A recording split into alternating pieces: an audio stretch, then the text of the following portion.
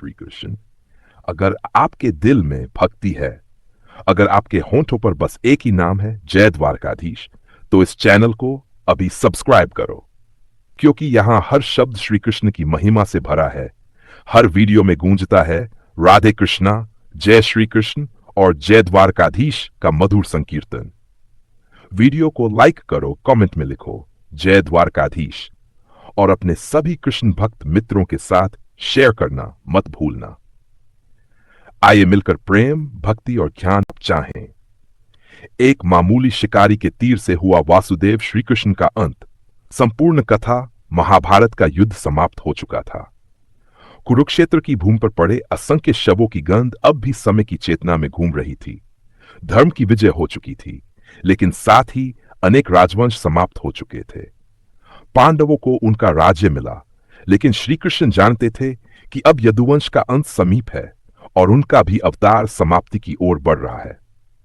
श्री कृष्ण ने जब देखा कि यदुवंश के भीतर अहंकार, मद और अधर्म बढ़ने लगा है, तो उन्होंने स्वयं इसके विनाश की योजना बनाई। एक श्राप के कारण यदुवंशियों के बीच आपसी युद्ध हुआ और वे एक दूसरे को मारते हुए समाप्त हो गए। बलराम जी भी तपस्या करते हुए अपने देह का त्याग कर समुद्र में समा गए। कृष्ण का एकांत। श्री कृष्ण अब अकेले थे। वे जानते थे कि उनका कार्य अब इस पृथ्वी पर समाप्त हो चुका है। वे एकांत की खोज में द्वारका से दूर एक वन में चले गए। वहां एक पीपल के वृक्ष के नीचे वे विश्राम कर रहे थे। उसी समय एक शिकारी जरा वहां शिकार की तलाश में आया। शिकारी जरा का तीर। जरा नामक शिकारी ने श्री कृष्ण के पैर के तलवे को हिरण की आंख समझ लिया। श्री कृष्ण जमीन पर लेटे हुए थे और उनके पैर वृक्षों के जुर्मुट से बाहर दिख रहे थे। जरा ने बिना सोचे समझे एक तीर चला दिया, जो सीधा श्री कृष्ण के पैर में जाकर लगा। तीर लगते ही श्री कृष्ण कराह उठे। जब जरा पास आया और देखा कि उसने गलती से किसी मनुष्य को घायल कर दिया है, तो वह भयभीत हो गया।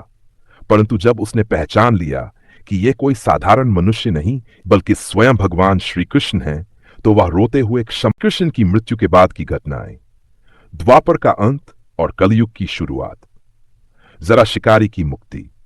भगवान श्री कृष्ण ने जरा को यह कहकर क्षमा कर दिया कि ओपन क्वोट, जरा तुमने जो किया वो केवल मेरे शरीर को छोड़ा है। आत्मा अमर है। ये सब पूर्व जन्म के कर्मों का परिणाम है। जाओ, तुम्हें अगले जन्म में मोक्ष की प्राप्ति होगी। Close quote. यह कहकर श्री कृष्ण ने जरा को मुक्त किया। जरा उनकी चरणों में गिर पड़ा और उनके शरीर से लिपटकर रोने लगा। उसने श्री कृष्ण के शव को सम्मान सहित रखा और द्वारका की ओर संदेश भेजा। श्री कृष्ण के देहत्याग से कुछ समय पूर्व ही बलराम जी ने भी धरती पर अपनी लीला समाप्त की थी।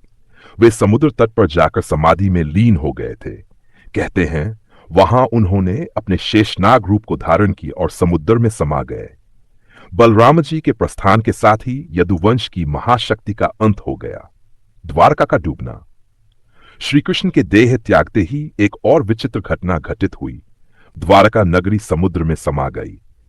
जैसे ही उनका शरीर छोड़ा गया, समुद्र की लहरें तेज हुई और कुछ ही समय में स्वर्णिम नगरी, जो श्री कृष्ण ने बसाई थी, जलमग्न हो गई। कहते हैं जो श्री कृष्ण के साथ खड़ा था, वह उनके साथ ही समाप्त हो गया। पांडवों का शोक और निर्णय। पांडवों को जब यह समाचार मिला कि श्री कृष्ण अब नहीं रहे और द्वारका डूब चुकी है, तो वे टूट गए। अर्जुन ने श्री कृष्ण के अंतिम दर्शन के लिए द्वारका की ओर प्रस्थान किया। वहां पहुंचकर अर्जुन ने जरा द्वारा बताए गए स्थान पर श्री कृष्ण के शरीर का अंतिम संस्कार किया। अर्जुन के मन में भारी ग्लानि थी। उसने कहा, ओपन क्वोट, हे माधव, तुम्हारे बिना ये जीवन शून्य है। अब जब धर्म का रक्षक चला गया, तो ये पृथ्वी भी अधर्म से भर जाएगी। यादव स्त्रियों की रक्षा और अर्जुन की लाचारी।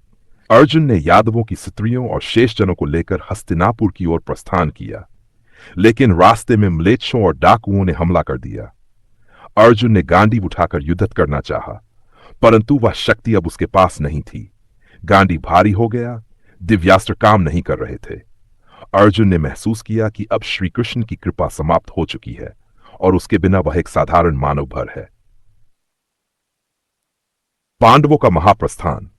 इस घटना के बाद पांडवों ने निर्णय लिया कि अब उन्होंने अपना कार्य पूर्ण कर लिया है और उन्हें हिमालय की ओर प्रस्थान करना चाहिए। उन्होंने अपना राज्य परीक्षित को सौंपा और वन यात्रा के लिए निकल पड़े। इस महाप्रस्थान के साथ ही द्वापर युग का पूर्ण अंत हो गया, कलयुग का आरंभ। जैसे ही श्री कृष्ण ने पृथ्वी को छोड़ा, कलयुग का प्रवेश हुआ। शास्त्रों में लिखा है, ओपन क्वोट, श्री कृष्णस्य जगन्नाथस्य देहं त्यजत क्षणात् प्रवृत्तो अभूत कलिर्घोरो धर्मस्य क्षयकारक, क्लोज क्वोट। अर्थात जैसे ही श्री कृष्ण ने देह त्यागी, उसी क्षण कलयुग का प्रारंभ हुआ। अब संसार में पाप, अन्याय, अधर्म और मोह का बोलबाला होगा। धर्म धीरे धीरे समाप्त होने लगेगा। श्री कृष्ण की मृत्यु का गूढ़ संदेश। श्री कृष्ण का अंत मामूली तीर से हुआ। यह केवल लीला थी। वह दिखाते हैं कि चाहे कोई कितना भी शक्तिशाली क्यों न हो, प्रकृति के नियमों से कोई नहीं बच सकता। उनका यह संदेश था, जो आया है उसे एक दिन जाना है। हर कर्म का फल निश्चित है। परमात्मा भी शरीर छोड़ता है, पर उसका कार्य अमर रहता है। श्री कृष्ण की मृत्यु कोई दुखद अंत नहीं, बल्कि एक युग का समापन और एक नए युग की शुरुआत थी।